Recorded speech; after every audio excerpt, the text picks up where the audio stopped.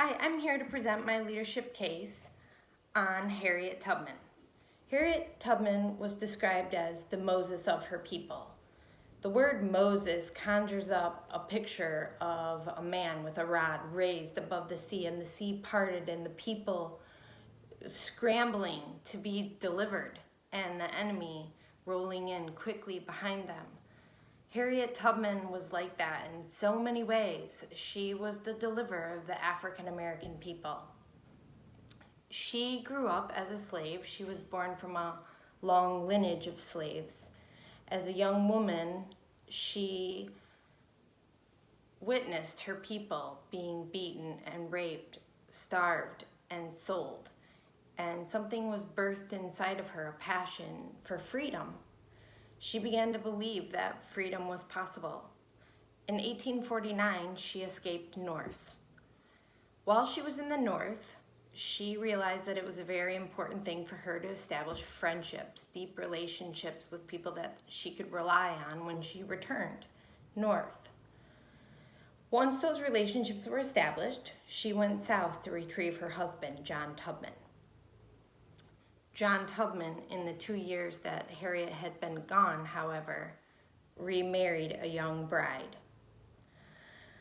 Bennis and Thomas explained to us that a crucible experience is one that is so profound or impactful that it produces an altered sense of identity. Harriet Tubman, years later in her autobiography, would describe that experience as a, quote, mighty struggle with her anger and jealousy towards that situation. That crucible moment changed her, and she began to develop an authentic leadership style. In the Franciscan framework for leadership development, purpose is the first identifiable characteristic of leadership. Purpose began to form in Harriet Tubman. She altered her mission from rescuing John Tubman, her husband, to rescuing her entire family north for freedom.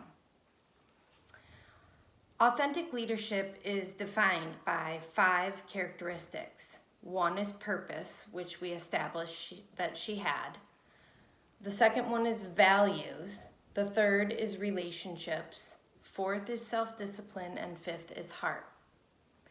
Harriet Tubman's values were loyalty, family, and friends. She built relationships when she was in the North. William Still and Thomas Garrett were the founders of the anti-slavery movement, very close friends of hers.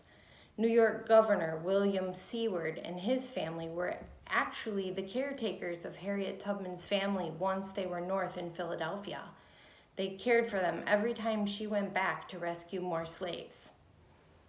Leadership is not a popularity contest. However, the trusted friends and acquaintances of Harriet Tubman, as lengthy as it is noteworthy, pays tribute to her vision, her courage, and her voice. Bennis, in our leadership book, explains to us that real leaders emphasize fiercely with the people that they lead. And when they care deeply about something, they are more likely to show their true selves. Again, authentic leadership.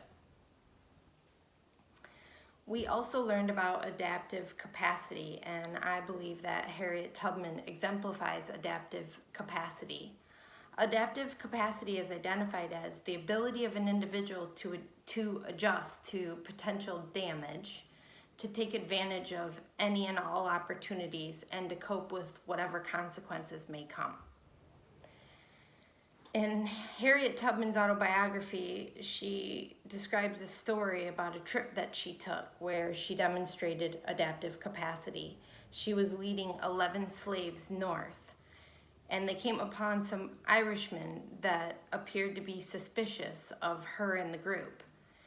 Sensing that danger, she decided to quickly alleviate it by going forward and telling the men that she had once had a black husband and she was coming north because she wanted now to find a white gentleman for a husband.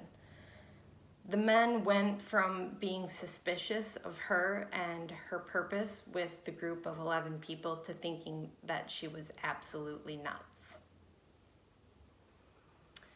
Nelson Mandela made a statement in a doer's profile. He said, "I was not a messiah, but I was an ordinary man who had become a leader because of extraordinary circumstances."